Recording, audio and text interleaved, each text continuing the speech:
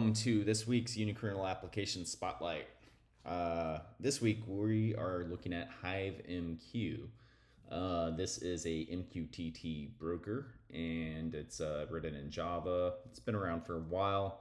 MQTT itself has been around for a while. This isn't the first broker that we've turned into a Unikernel. We actually have quite a few, and it's this is a great use case for Unikernels.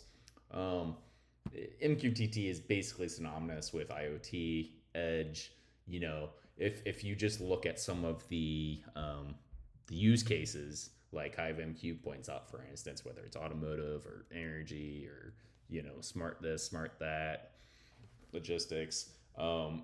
It really boils down to the fact that you're usually in locations where you're wanting to send lots of updates en masse by many different devices, and there's places where something like Kafka doesn't really fit very well. In fact, they actually these HiveMQ guys, they actually have this nice little Kafka versus HiveMQ differences, and they do a really good job of explaining when you might want to use one versus the other. I would recommend checking out this page. So as you can guess, we turned it into a Unikernel. It's running on Java 21.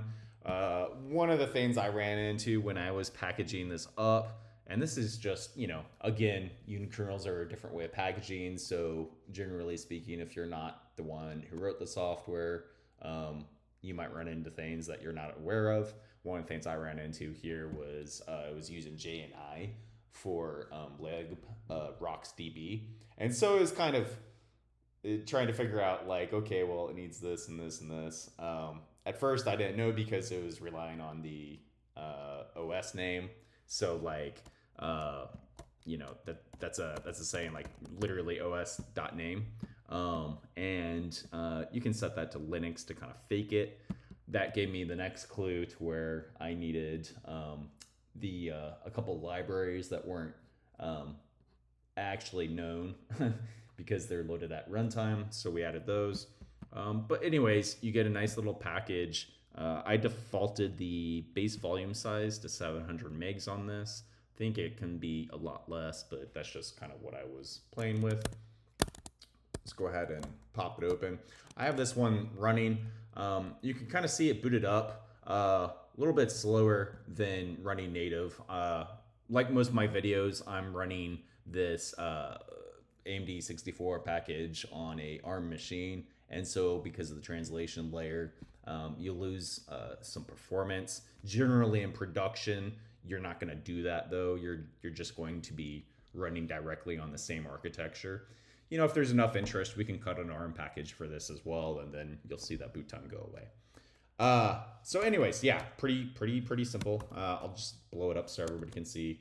Ops package load, 2024.8.1. I tacked on that .1 because of convention, no real reason. Their version is actually just the month and the year.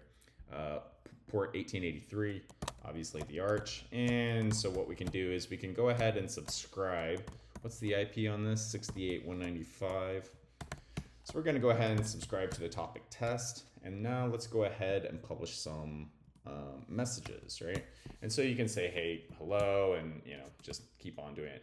Now, if you've used MQTT before, you understand that there's different quality of service, QoS guarantees that you can set for this depending upon your use case. But this is the most basic use case where you publish to a topic and then consume from one or more.